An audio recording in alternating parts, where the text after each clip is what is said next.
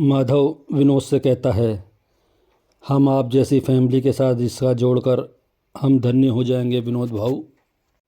आप कहोगे बेटी का बाप है इसलिए तारीफ़ कर रहा है, लेकिन लाखों में एक है मेरी जूही।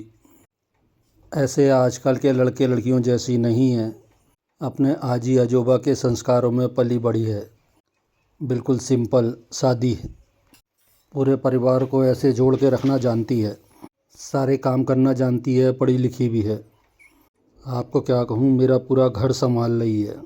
विनोद कहते हैं, सतीश भाऊ आंखों देखी को प्रमाण की ज़रूरत नहीं होती। हम तो जूही बिटिया से मिले हुए हैं, बड़ी प्यारी बच्ची है, इसीलिए तो उसे अपने नील के लिए चुना है। हमारे नील ने तो हमसे कह दिया था कि आई बाबा आप जिस लड़की को पसंद करेंगे मैं उसी से शादी करूँगा, और हमने आपकी बेटी जूही को चुन लिया। अगर मैं अपने बेटे की तारीफ़ करूँगा तो आप ये कहेंगे कि मैं बाप हूँ इसलिए अपने बेटे की तारीफ़ कर रहा हूँ।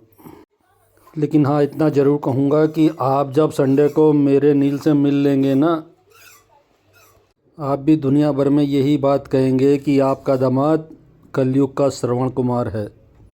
तेजू घर पे कपड़े धो रही है। कपड़े धोते धोते उसके हाथ पे छाले पड़ जाते हैं। माधव कहता है, मेरी विनोद भाऊ मेरी बेटी ने कोई पुण्य का काम किया होगा, तभी तो ऐसा आहिस्ता सामने से चल कर आया है। नील जैसा लड़का तो चिराग लेकर ढूंढने से भी नहीं मिलेगा। ठीक है, फिर संडे में मुलाकात होती है, हम शाम 6 बजे तक पहुंच जाएंगे, विनोद कहते हैं माधव से। विनोद नील से कहते हैं, नील सुना ना, संडे का टाइम फिक्स हुआ है, शाम का फ्री रहना। तो नील कहता है, मेरा जाना ज़रूरी है क्या? नील की आई लीना कहती है, क्या मतलब, ये कैसा सवाल है, तेरे लिए ही तो जा रहे हैं। अगर आप लोगों ने डिसाइड कर ही लिया है तो मेरे जाने का फ़ायदा क्या है? नील कहता है, अगर मेरी ओपिनियन की कोई वैल्यू नहीं है तो फिर क्या मतलब है? अगर आप लोग चाहते हो मैं चलूं तो मैं चलूँगा, लेकिन कोई मुझसे वहाँ मेरा ओपिनियन नहीं पूछेगा। नील अपना मेडिकल बैग लेके चला जाता है। तेजू कपड़े धोने के बाद उन्हें फैला के जैसे ही खाना खाने बैठती है, लक्ष्मी आके उसके सामने खड़ा मसाला रख देती है। पहले इसे पीस ले, हमारे घर बाहर से मसाला नहीं आता, खाना बाद में खा लेना और थोड़ा जल्दी जल्दी हाथ चलाया कर। तेजू गाना गाते गाते मसाला पीसती है तो जूही, प्रोजक्ता और आदिति उसके पास आके खड़े हो जाते हैं। आदिति तो उसके पास बैठी जाती है। तभी लक्ष्मी गुस्से में आती है, क्या हो रहा है ये, बंद कर अपना ये मनहूस गाना। ये हमारा घर है, कोई नाचने गाने वाली का अड्डा नहीं है। यहाँ रहना है तो शरीफों की तरह रहना है, यहाँ नहीं चलता ये सब। ये नौटंकी चलती होगी तेरे अमरावती में। अब चुपचाप मुंह बंद कर और काम कर। तभी आदिति बोलती है, क्यों, गाना गाने में क्या बुराई है, कितना अच्छा तो गा रही थी तेजू। लक्ष्मी गुस्से में आदिति के बाल पकड़कर, ज़्यादा वकील मत बन इसकी, अरे अच्छा गा रही थी या बुरा, लेकिन यहाँ ये सब नहीं चलेगा। गुस्से में दांत पीसती हुई लक्ष्मी, तेरे बाप को ऐसे ही गाने बजाने वाली चाहिए थी ना।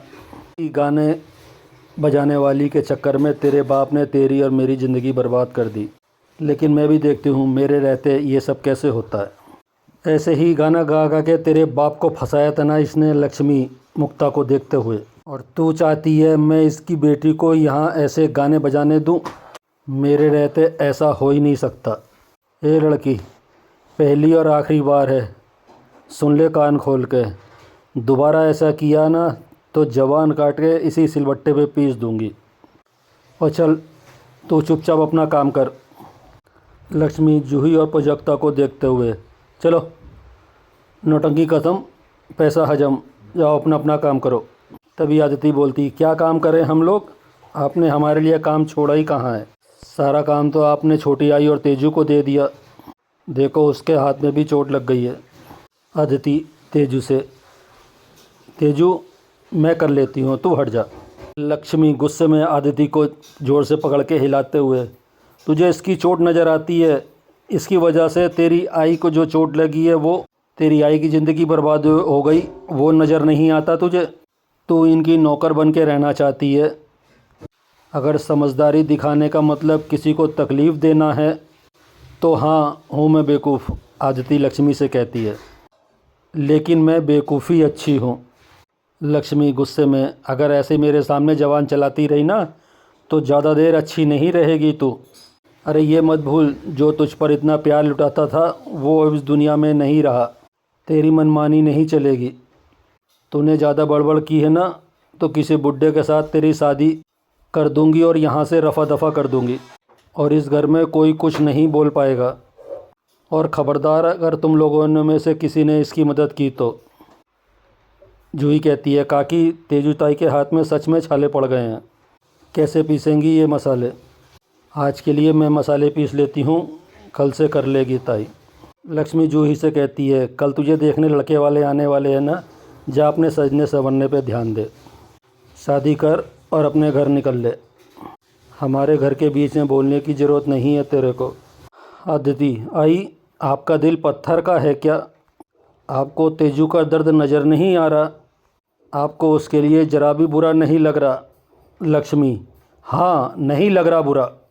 जब मैं तेरे बाबा की बेरुखी सहती थी मेरे लिए किसी को बुरा नहीं लगा। जब सबको पता लगा कि तेरे बाबा ने मुझे धोखा दिया तो किसी को बुरा नहीं लगा। और एक पोते के लालच में मेरी सौतन और उसके बच्चों को मेरे सर पे लाके पटक दिया, तब किसी को नहीं लगा मेरे लिए बुरा। तो अब मुझे किसी के लिए बुरा नहीं लगता है। और ये लगती कौन है मेरी?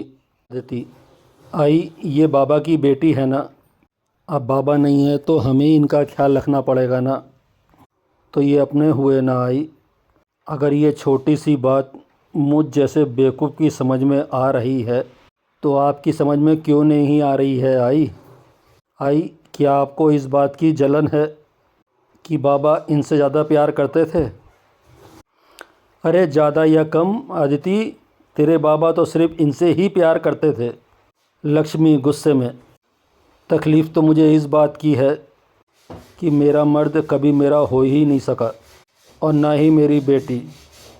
अदिति प्यार से लक्ष्मी का हाथ पकड़कर, आई, कभी आपने ये सोचा है कि ये सब आपके साथ ही क्यों होता है? कि कहीं इसमें आपका ही कोई खोट तो नहीं? लक्ष्मी अदिति को मारती है। मुक्ता आना चाहती है उसे बचाने के लिए तो मुक्ता की तरफ उंगली दिखाते हो, मेरी और मेरी बेटी के बीच में आने की ज़रूरत नहीं है। देख लिया ना, अब तक मैं ज़बान चला रही थी, मैं हाथ भी चला सकती हूँ। मैं छोड़ूंगी नहीं तुम लोगों को। आपको मुझे जितना मारना है मार लो। नहीं, तेजू को नहीं, तेजू को बिल्कुल नहीं। वैसे भी मैं अपने बाबा के लिए जी रही थी। भगवान जी बाबा की जगह मुझे बुला लेते तो सही रहता। मैं मर जाती ना तो कोई तकलीफ़ भी नहीं होती और आई आपकी तकलीफ़ भी कम हो जाती। अदिति चुप कर। लक्ष्मी, मुझ पर तेरी इस नौटंकी का कोई असर नहीं होता। जूही और प्राजक्ता को, तुम लोग जाओ अपने कमरे में। और अदिति का हाथ पकड़ के, चल तू चल मेरे साथ कमरे में। मेरी कहानी कहने का ढंग अगर आपको अच्छा लगता हो, मेरी कही हुई कहानी आपको अच्छी लगती हो तो प्लीज़ मेरा चैनल सब्सक्राइब करिए।